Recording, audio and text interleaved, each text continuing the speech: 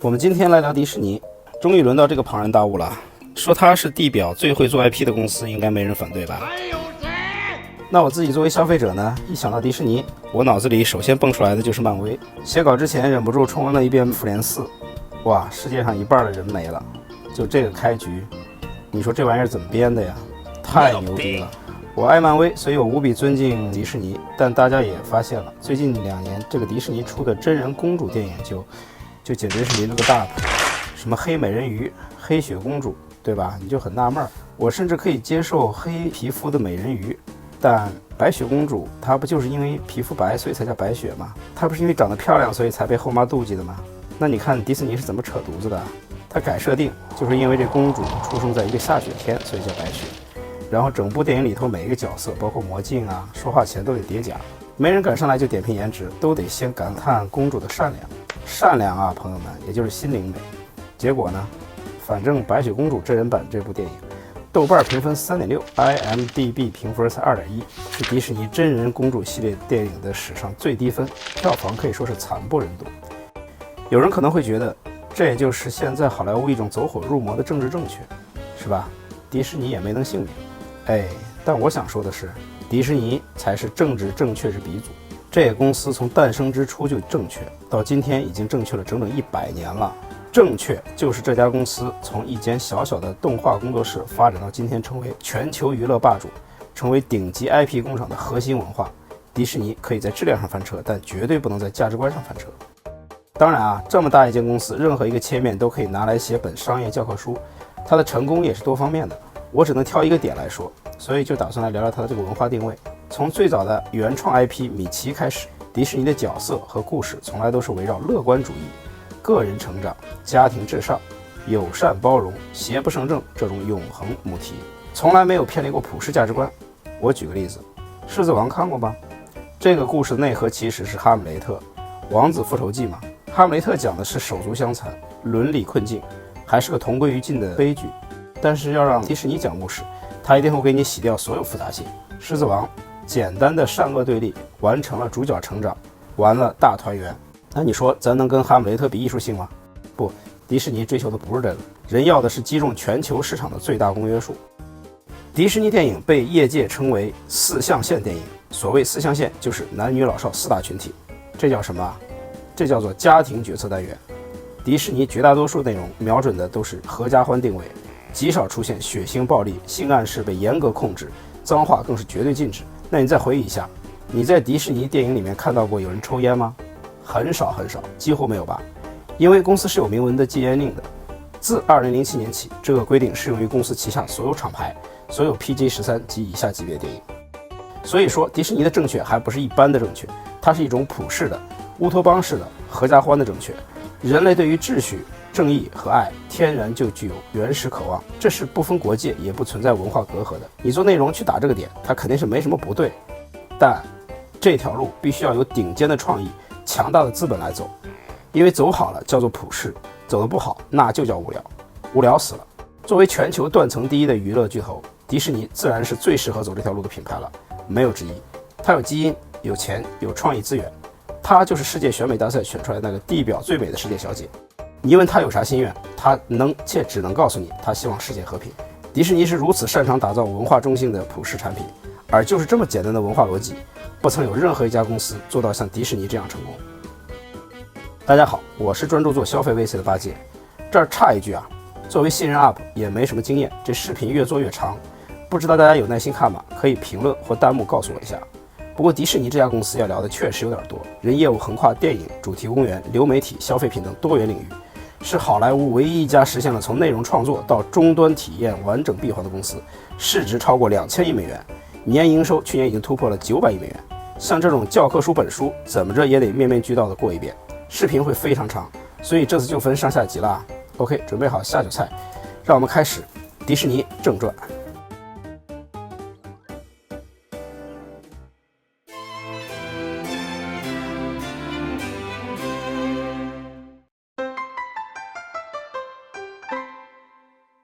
迪士尼的创始人叫华特·迪士尼，这个人的一生简直就是一个标准传记模板。不过我们先来认识一下他爸伊莱亚斯。这个人很神奇，他这辈子干过非常多的工作，据不完全统计，包括务农、铁路工、木工、小提琴手、代课老师、酒店经理人、邮递员、建筑工。后来挣了点钱之后就开始创业，干过建筑承包商、农场主、报纸代理商，这期间还投资了芝加哥一间果冻公司。好家伙，这跨界跨的是一点不带重复啊！那你说他多才多艺吧，他干啥都不是很成功，所以迪士尼他们家其实是比较拮据的，而且全家人还得陪着老爸四处辗转漂泊。此为背景。华特出生于1901年，家里一共5个孩子，他是老四。他们家本来是住在芝加哥，在华特6岁的时候，这不老爸连续创业创造农场了吗？这个农场在密苏里州一个叫马瑟林的小镇，于是全家人就一起搬了过去。这儿马瑟林划重点啊，未来迪士尼乐园里头的美国小镇大街，它的设计原型就是这个马瑟林的主街。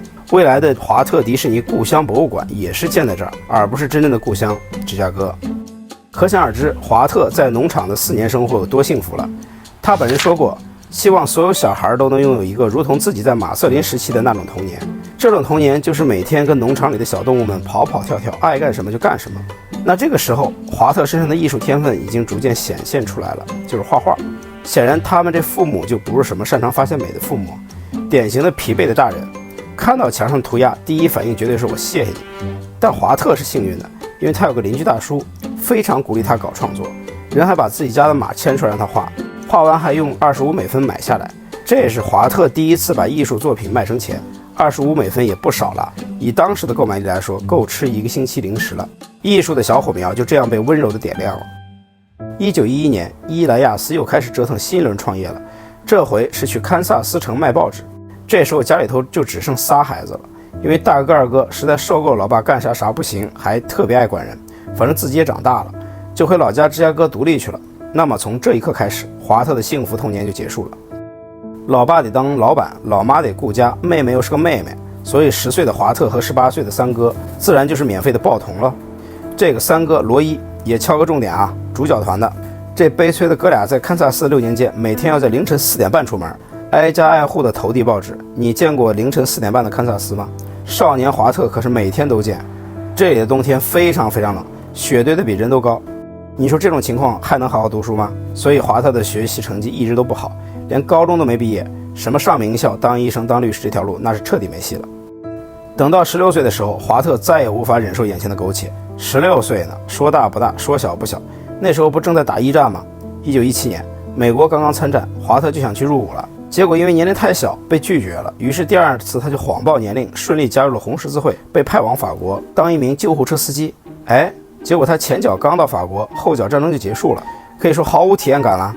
那么在无聊的军旅生涯里，他就又开始了随地大小画。看到车棚布上面的大兵了吗？这就是他画。到了18岁，华特从法国回来，他准备开始上班了。他上的第一个班是在一家艺术工作室当学徒。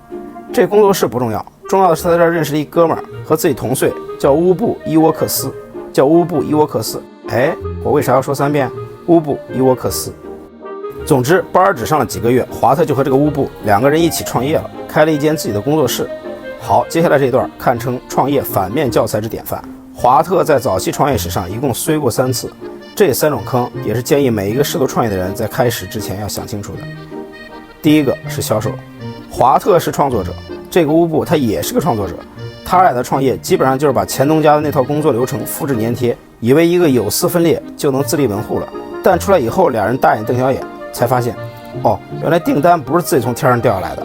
这其实是不少创作者都会踩的坑，比如会做咖啡就直接跑去开店的大有人在吧。所以这次创业就以尴尬收场了。那生活还得继续，华特和乌布只能再出去找工作。这次他们前后脚加入了堪萨斯城电影广告公司，又做起了打工人。而这间公司可以算是华特正式步入事业正轨的原点。公司的业务是制作电影院幕间广告的原始动画。就在这里，华特第一次接触到了动画技术。其实基本上就是快速翻页的原理啊，很简陋，但是华特非常着迷。你想，那才1920年代，手绘的卡通居然可以动起来，这绝对不亚于咱们第一次玩 VR 的感受啊！所以华特开始没白没黑的研究相关技术，下了班还在自家车库里头倒腾赛璐珞。等他差不多倒腾明白了，创业的心又开始蠢蠢欲动。1922年，华特拉来了一些投资，搞了一家规模稍微大点的工作室，搭档还是好哥们乌布。那吃一堑长一智嘛，这回指定是有路子接单了，这回有创意、有技术、有市场需求，那你说稳了吗？不好意思，单子接完给公司直接干黄了。这是个啥单子啊？一个没听说过的地方企业下个订单，说要做6集非院线发行动画片，预算1.1万，合约是先付$100预付款，没听错啊，就是100。等6部动画全部交付之后，再付剩下的尾款，这不欺负老实人吗？更离谱的是，这家公司前脚下完单，后脚直接就倒闭了，合法倒闭，然后被纽约另外一间公司给合法收购了。于是乎，华特工作室前面做的那些作品就莫名其妙的归这家新公司所有了，且新公司还拒绝承担这笔债务。这是菜鸟创业的第二坑，财务和法务。商场是没有君子协定的，这回破产，华特确实是亏得渣儿都不剩了，惨到只能睡办公室，靠朋友接济来过日子。最后实在是没办法了，全部家当买了张火车票，决定去好莱坞投奔三哥。就是那个当年在堪萨斯的寒风中一起派过报纸的三哥罗伊。罗伊当时在好莱坞一家银行工作，这不巧了吗？华特所不具备的财务意识，他哥罗伊可是专业的。于是乎，兄弟俩火速开展了第3次创业，这也就是迪士尼的前身。迪士尼兄弟工作室于1923年正式成立。由于刚才经历了一场破产，新公司是很穷的，注册资金只有几百美元。但华特手上有一部片子，这是前司倒闭前做的最后一部作品，叫《爱丽丝梦游仙境》。它是个真人女孩跟动画角色互动的简单故事，并且它其实是一部系列短片的第1集。总之呢，有个纽约的电影发行商答应了跟迪士尼继续合作这部爱丽丝喜剧的系列，每集1500。这个订单让新公司稳定了下来。但很快第3个坑就来了。1927年，迪士尼工作室推出了幸运兔奥斯华系列，有米奇那味儿了啊！奥斯华兔子可以说是迪士尼第一个真正意义上的原创角色，当时非常的火，而他的创作者就是乌布。片子是签给环球影业的，环球当时就已经是拍大片的厂牌了，相当的财大气粗。那么还是那句老话，商场是没有君子协定的。等到华特第2年跑去纽约找环球准备续约的时候，才发现天塌了，被摆了一道。由于合同漏洞，奥斯华兔的版权竟然属于环球影业，所以现在情况就是环球说我们不想跟你合作了，华特说不行，这东西别的动画师做不了。环球说那你放心，你们家动画师我已经挖得差不多了，这不是商量，是通知。什么叫商战？这就叫商战。这件事儿对华特的打击不亚于前2次创业失败，一次次的交学费，一次次的长见识。这一回华特学到的是掌控角色版权和发行渠道的必要性，也就是今天 IP 版权的概念。从此以后，迪士尼对角色版权的控制变得极其严格，这种严格一直延续到今天。所以你说迪士尼为啥叫版权狂魔啊？那不是因为童年阴影要用一生来治愈吗？回到故事，从环球出来，内心哇凉哇凉的华特坐上了纽约回洛杉矶的火车。作为传记的主角，自暴自弃是不可能的，那必须化悲愤为灵感。所以华特拿出纸笔，开始构思新角色，一只老鼠。没错，这只老鼠就是米奇。有一种说法说米奇其实是乌布创作的，乌布才是米老鼠之父。我其实倾向于认为啊，这就是一个共创。你画了草图，我改了五官，你又调了比例，我又设计了衣服，这种合作模式很常见。你没办法去武断的说非 A 即 B。但无论如何，乌布一定是重要的创作者之一。首部以米奇为主角的动画片《气船威力》是乌布创作的，后面几部动画也是。我只希望当我们谈论米奇，除了华特迪士尼，也会记得提到另外一位创作者的名字，他叫乌布伊沃克斯。1928年的《气船威力》是一部载入史册的动画电影，因为它是世界上第一部同步配音的有声动画短片。当时很多电影都还是默片，有声电影才刚开始1年，而现在观众居然能听到动画角色在说话唱歌了，可想而知得多震撼。紧接着，米奇周边授权商品就在市场上出现了，玩具、文具、衣服，连华特自己都觉得活久见。还能这么玩是吧？等于说创作一个成功的角色，它不仅可以变成电影赚票房，还能变成商标授权给别人收租，那我不得可劲儿搞原创吗？所以米奇的诞生标志着迪士尼原创 IP 版图正式开始了。华特明白迪士尼的竞争力，一是创意，二是技术。既然已经开了有声动画这个头，那接下来的作品要一部比一部震撼，通通给我载入史册。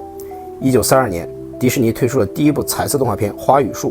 用的是刚刚才发明出来的3色技术胶片，而且还跟胶片公司签了独家使用协议，2年内只准迪士尼一家公司用它来拍彩色动画片。然而这只是道前菜。1934年，华特要整大活了，他要制作一部长达90分钟的动画片。当然现在我们不会觉得这有什么了不起啊，但是在30年代，只有真人电影才会拍这么长，动画片是不会超过10分钟的。大家普遍觉得谁会坐在电影院里看1个多小时的卡通啊？行业也基本上就是一个等着看笑话的态度。但这部动画片最终做出来了，它就是白雪公主与7个小矮人。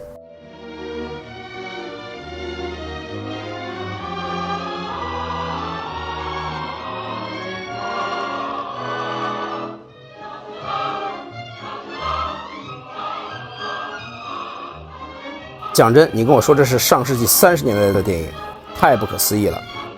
白雪公主是一部非常彪悍的作品，制作周期长达3年，预算从最初的25万美元一直飙升到148万美元，几乎耗尽了公司的所有资源。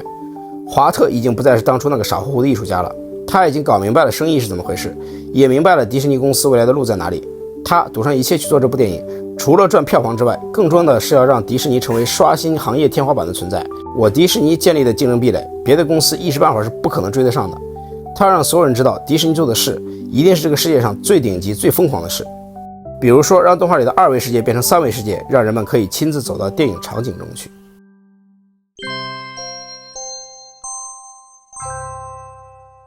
到了上世纪50年代，迪士尼公司已经相当有钱了，在动画界已经是妥妥的行业头部，年营收可以达到600万美金。与此同时，由于美国在2战中取得了全面胜利，这个年轻的国家以空前高调的姿态登上了世界舞台的中心，成为全球经济与文化的中心强权。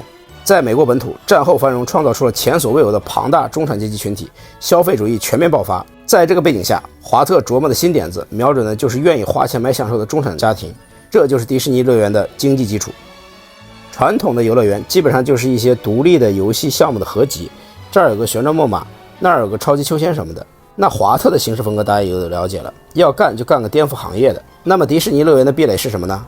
公司已经做出了众多经典动画 IP， 把它们移植到乐园中去，这个世界就可以充满故事性，让人仿佛置身于电影中的世界。一言以蔽之，普通游乐园有的我有，普通游乐园没有的我不但有，你其他人一时半会儿还有不起。这个生意理论十分可行，但构想是这么美好了，到执行层面却困难重重。首先当然就是钱了。刚说了，公司当时的年营收大概在600万美金左右，但建设迪士尼乐园的预算高达1700万美元，只能通过银行贷款融资。那银行可不是梦想家，一看这项目风险挺大，都不愿意贷款，就连公司自己的董事会都强烈反对。咱不是搞电影的吗？咋还一下子跨界跨到地产那儿去了呢？不妥，因为华特当时的构想实在是没有先例啊，光研发就得从零开始，投资人跟合作伙伴都无法理解华特嘴里那个不一样的乐园到底是怎么个不一样法。此处心疼罗伊1秒钟，我估计他打创业以来这个小心脏就没好过。这个不省心的弟弟花钱一次比一次狠，自己这个财务大总管把都得跟着梭哈。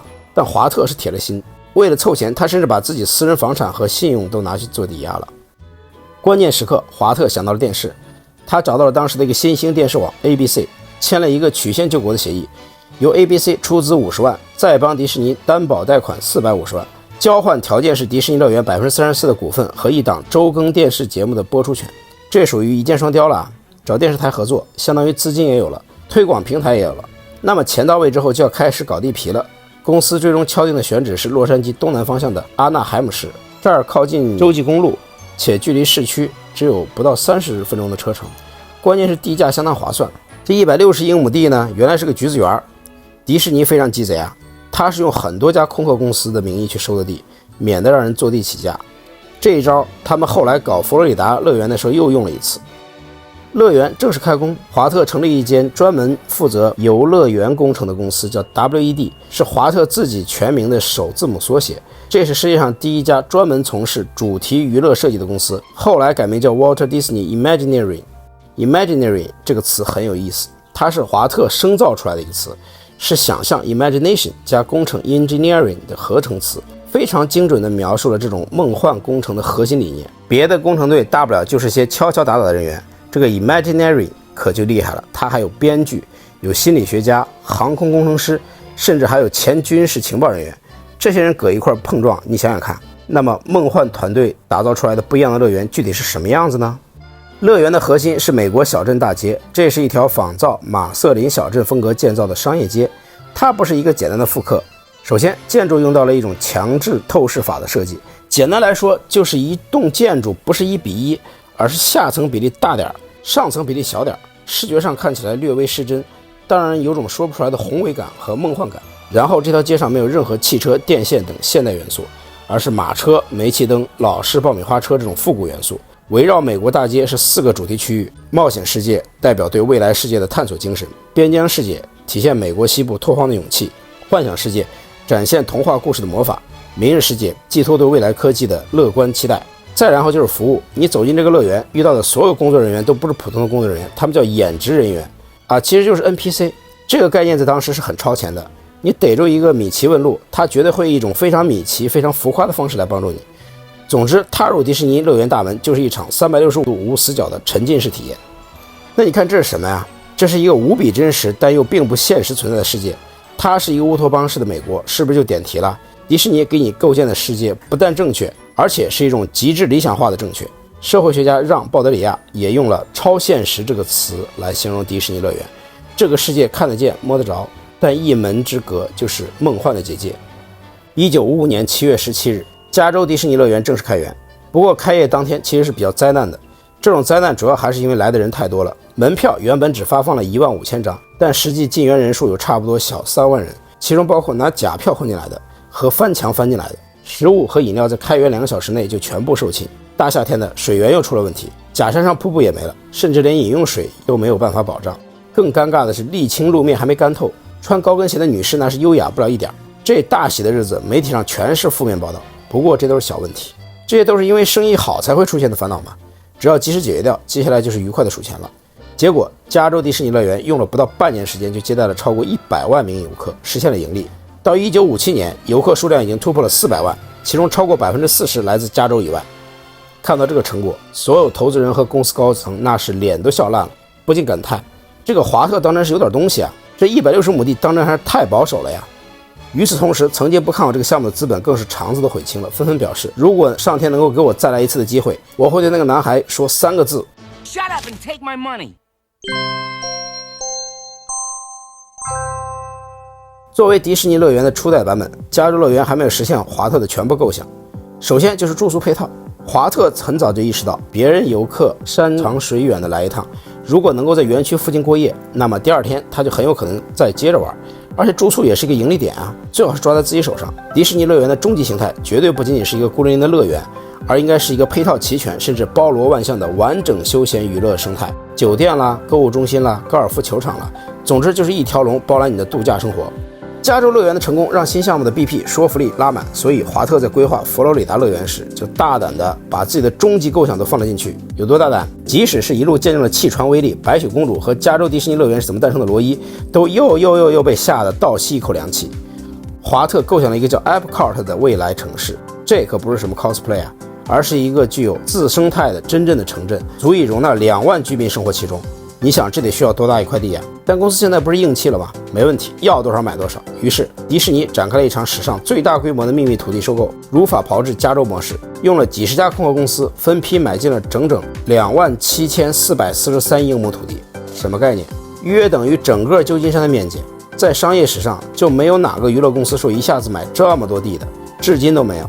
然后呢，迪士尼还让佛罗里达州通过了特别法案，得到了一些离谱的自治权，包括自定土地使用规划、自运用电力、水务和消防系统，甚至理论上建个核电站都可以。这种安排一直持续到2023年，因为政治争议被部分撤销。但在过去的50多年里，这种私人政府架构让迪士尼能够以最高效率的开发和运营这片土地。然而不出意外的话，就要出意外了。1966年底，华特因肺癌去世，享年65岁。没有了灵魂人物，这种天文项目谁也不敢贸然推进。这未来城市到底要怎么实现，真的是没人知道。我觉得大家不妨试着带入华特本人畅想一下。我的想象力有限，感觉按迪士尼的尿性，这不就是楚门的世界吗？如此正确的迪士尼，这个社区里头应该不会有汽车旅馆这种东西吧。后来罗伊亲自接受了项目，他放弃了未来城市 Epcot 的企划，就只规规矩矩的把主题乐园和度假区给建好了。为了纪念已故的弟弟，这个乐园被命名为华特迪士尼世界。总体而言，迪士尼乐园在美国本土的扩张只是规模上的挑战，等到项目开始走向海外，事情就变得复杂起来。迪士尼的首个海外乐园建在了东京。经济腾飞期的日本真的就是个小美国呀！早在1958年，日本企业就已经开始与迪士尼接触了，准备引进乐园项目。1960年，京成电铁与三井不动产牵头成立了日本东方乐园公司，这是一个涉及填海造地、地产开发和大型休闲娱乐设施的公司。他们为迪士尼提供了一个很难拒绝的方案，就是自己来做这个全权运营方，提供千叶县环市面积494英亩的填海土地，承担全部14亿美元的建设资金，一切都按照迪士尼的标准来搞。也就是说，迪士尼只需要提供设计、培训和品牌授权，不用承担任何投资和运营风险，就稳稳当当的赚那10%的门票抽成和其他特许费用就好了。这是非常诱人的条件啊！因为第一次出海，而且又是亚洲，这人生地不熟的，有个本土公司帮你把关，确实要踏实很多。而迪士尼也不可谓不谨慎啊，东京乐园项目一直到1974年，也就是14年以后才达成合作意向，1983年才正式落地。然而迪士尼很快就会后悔这个特许经营的决定了。啥情况？因为日本人的服务质量那绝对是优秀到一个丧心病狂的程度，老美都还有的学呢。OLC 在执行过程中不但完美复制了美国迪士尼的一切硬件设施，还锦上添花地融入了各种日式匠心，园区的清洁程度、员工的服务质量、设施的维护水平都全方位超越了美国原版。如果你是外国游客，在东京迪士尼掉东西了，乐园会拿国际快递给你寄到家，这还只是常规操作，最绝的是扫地。扫地，你说这玩意儿能扫出花来吗？美国人顶天了，也就只能想到扫的笑嘻了吧，是吧？但看人家东京迪士尼怎么扫啊，人扫着扫着，扫帚蘸水给你在地上画米奇，扫着扫着突然给你来段卓别林式喜剧，连搞卫生的都是戏啊！正是因为种种魔鬼细节，东京迪士尼年游客量长期保持在3000万人次以上，人均消费高出美国本土乐园30%，是全球最成功的迪士尼乐园之一。好，由于没赶上东京迪士尼的繁荣，公司吸取教训，在筹备欧洲乐园的时候，心说这回可不能让人占便宜啊，坚持自己持股49%。这还是因为在谈判的时候，法国政府要求欧洲资本要占大头。我不想笑的，但实在是太好笑了，因为这欧洲迪士尼它不按套路出牌，在前期亏得特别惨。1992年，欧洲迪士尼乐园在巴黎郊外的马恩河谷盛大开幕，这是当时欧洲最大的单一投资项目。你就说吧，这么大一欧洲，你开哪儿不好，非要开在法国？法国什么地儿啊？它是一个在文化品味上鄙视全世界的地方。法语全世界最优雅的语言，法餐全世界最优雅的饮食，别的都是垃圾。最关键的是什么呀？迪士尼乐园卖点是啥？是童话公主，是城堡，对吧？但第一，睡美人、灰姑娘这些都是欧洲童话，人家是欧洲公主，不接受你的美式诠释。第二，我法国正宗城堡还少吗？我用着买票去看你的山寨城堡？这可不是我过度解读，因为在欧洲迪士尼乐园开业当天，门口全是举牌抗议的知识分子。法国文化部长雅克朗也拒绝出席开幕仪式，这种激烈的反应在迪士尼的全球扩张史上都是空前的。这场抵制的结果就是，欧洲迪士尼运营首年游客数量还不到预期的一半，亏损高达9亿美金。面对危机，迪士尼不得不入乡随俗，进行了一个地区限定的不正确调整。原本禁酒的园区供应上了红酒，原本对女员工有要求淡妆而不能涂指甲油的规定，现在是尊重员工的时尚表达自由，爱咋咋画吧。反正各种大大小小的整改措施连续搞了好几年，依然没有止损。直到1994年，沙特王子出手了，投资了3.4亿美元救急，乐园名字也改成了巴黎迪士尼。没办法，人在屋檐下。1995年，乐园终于首次实现了季度盈利，但亏了这么久，账本上那是一片赤字。一直到2005年，总部重组债务，注销了欧洲迪士尼公司所欠的债务，才有所缓解。后来的20年里，迪士尼总部又进行了3轮注资，直至2017年，巴黎迪士尼成为了迪士尼旗下的全资子公司，是集团在美国本土以外唯一完全独资的度假区。而今天，巴黎迪士尼已经成为欧洲访问量最大的旅游目的地，年间的游客超过1500万人次。它不仅没有摧毁法国文化，反而成为了法国旅游业的重要支柱，每年为法国经济贡献超过60亿欧元。接下来就到中国了，香港迪士尼呢比较无奈，因为香港实在是寸土寸金。2005年刚开业的时候，面积才只有初代加州乐园的1/3那么大，现在也是全球最小的迪士尼乐园。但它的意义在于，这是迪士尼进入中国文化圈的第一次试水。咱们中国作为1000年文明古国，那文化审美也不是盖的，连鄙视全世界的法国也得抄咱们呢。你说迪士尼能不瑟瑟发抖吗？其实上海迪士尼谈判早在1990年代就开始了，但由于种种原因，这场马拉松谈判持续了近20年，直到2009年才有了实质性进展。而这回的股权结构又非常有意思啦。在产权方面呢，上海申迪集团持股57%，迪士尼持43%，当个小股东。但在运营方面，又专门成立一间管理公司，迪士尼持股70%，也就是主导乐园的运营，上海申迪只占30%。这个结构什么意思呢？就干活干大头，挣钱挣小头呗。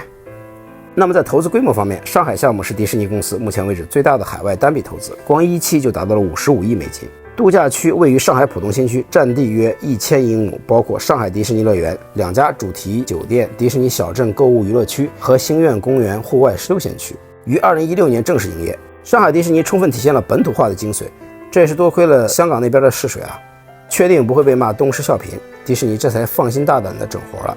官方提出一口号，叫做原汁原味迪士尼，别具一格中国风，在全球最高的迪士尼城堡上融入了中国传统建筑的飞檐元素。园区内的12朋友园以中国12生肖为主题，米奇玩偶有中式服装的限定版本等等。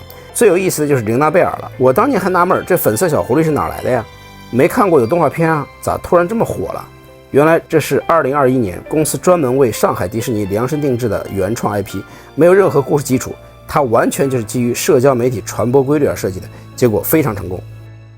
基于以上种种，上海迪士尼终于是让总部老怀安慰了，开业首年就实现了盈利。那总结一下，你会发现迪士尼这乐园项目还真是个个特殊。美国本土是100%持股的，东京0%啊，完全外包。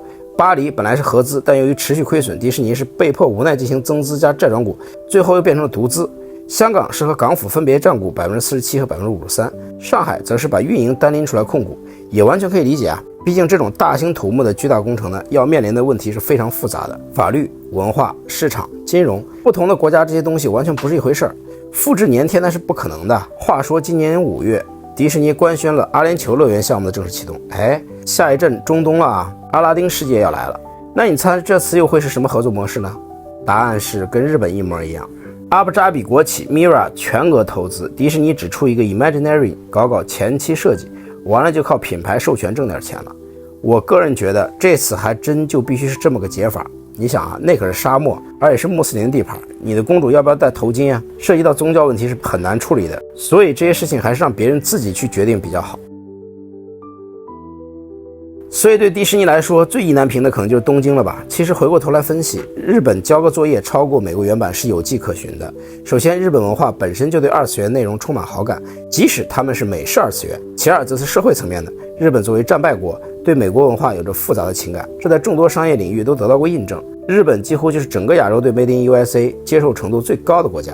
说个题外话，我最近2年一直在研究日本经济、消费领域的各行各业吧，也在考虑之后做一些相关的选题，不知道大家会不会感兴趣，可以评论让我知道一下。OK， 说了这么多，这下才刚把起家史和乐园这块聊完。对公司来说，1966年华特的离世绝对是一个时代的结束，也是公司战略方向上的一个大坎。虽然罗伊坚持完成了弟弟的佛罗里达项目，但等到1971年罗伊也去世后，迪士尼彻底失去了创始人的指引。为什么说华特是伟大的？因为路都铺到这份上了，接下来迪士尼居然还能差点把自己给作死。为了活命啊，甚至连正确这条祖训都快抛弃了。而最终帮助迪士尼实现真正复兴的，依旧是那些回归了华特风格的动画作品。那么3连不迷路，我们下集继续。